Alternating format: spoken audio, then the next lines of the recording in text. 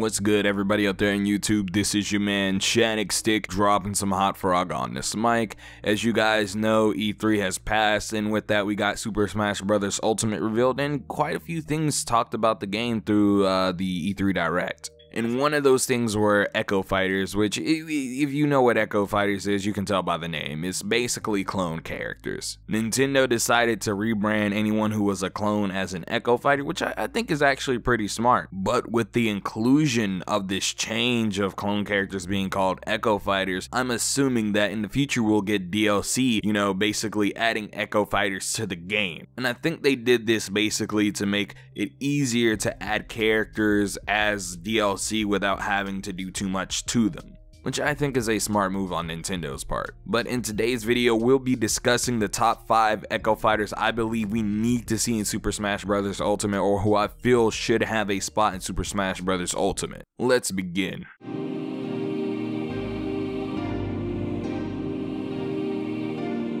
Here I go.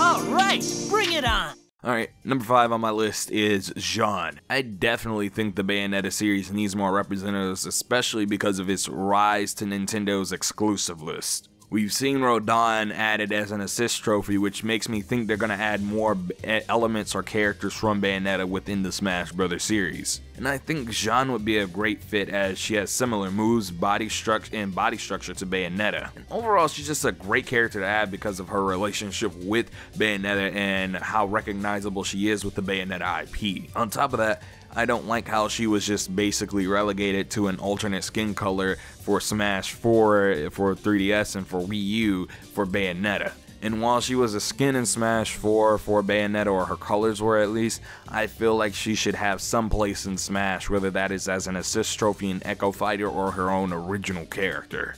Now, number 4 on my list is Ken Masters. Ken Masters is a character I've been wanting in the Super Smash Bros. Series forever now. I thought Ryu was supposed to be in there a while ago, because he should have been in there in Brawl, to be honest. But Ken, Ryu's longtime friend and rival, is my favorite Street Fighter character, and I'd love to see him in the game. A lot of Ken's moves are the same as Ryu's, but they just have different properties. And that's one of the main selling points of these Echo characters. While all their moves are the same, they play differently to some degree, whether it be the property of their moves or how their moves function in combat. And Ken would technically be the epitome of that.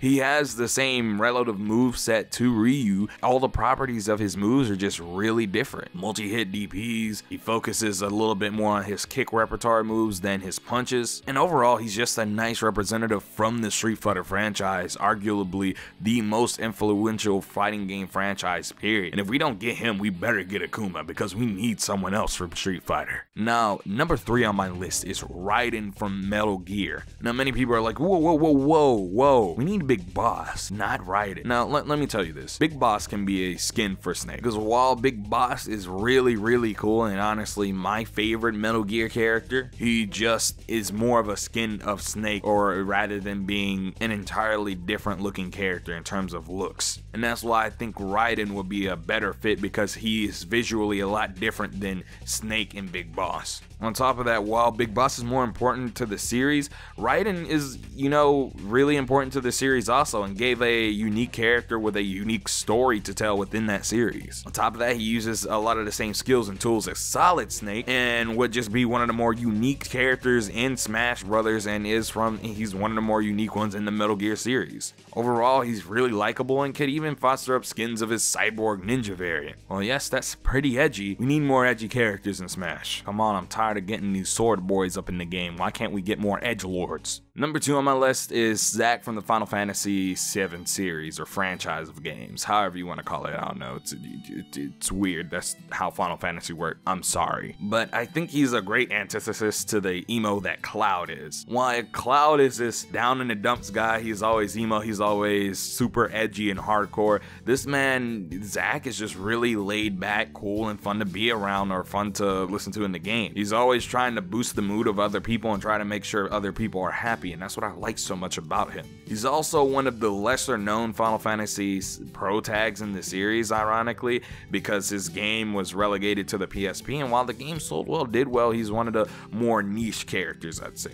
But he's a really interesting character and could actually help bolster and advertise the FF7 remake that's going to be coming in the future, should he come as DLC after the release of Kingdom Hearts 3. And just like every other character on this list, he can do all the moves that his relative counterpart Cloud can do. It would just be overall great to see more representation from Square, and I think this is the easiest way to see more Square or Final Fantasy representation in general within the Super Smash Bros. Series. Now guys, come on, y'all know who was going to be number 1 on this list.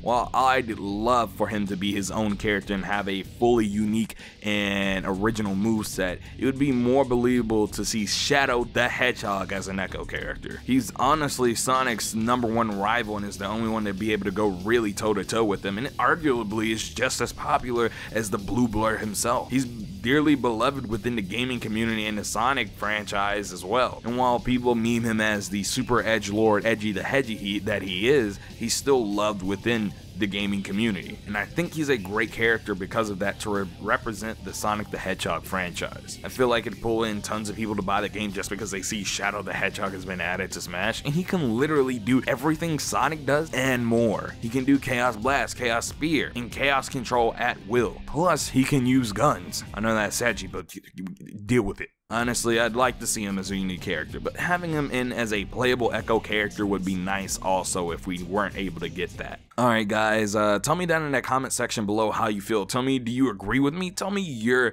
top 5 characters that you would like to see as Echo Fighters in Smash Ultimate down in that comment section below. Remember, this is a conversation. If you hated my list, tell me why you hated my list. If you thought my list was all out of order, tell me what order you think my list should have been. If you completely agree with my list, tell me what you like the most about it and what you dislike the most about it. Again, this is a discussion and a conversation. Who do you feel needs to be in Super Smash Bros. Ultimate? Again, this has been your man Shattuck Stick. Don't forget to comment, like, and subscribe. Follow me on Twitter to keep updated with what I do and what I'm saying, and or just to interact with me. Hit that sponsor button down below if you're watching on YouTube Gaming, or just go click that link to go to YouTube Gaming to become a sponsor. It'd really help out the channel a ton. Or you can even become a patron. Whichever one works the best for you. But again, this is me, man Shattuck Stick, and I'm out. Hafaraga turns to Kobazaga. Peace. Go chill with some of my other videos. Kiss, kiss.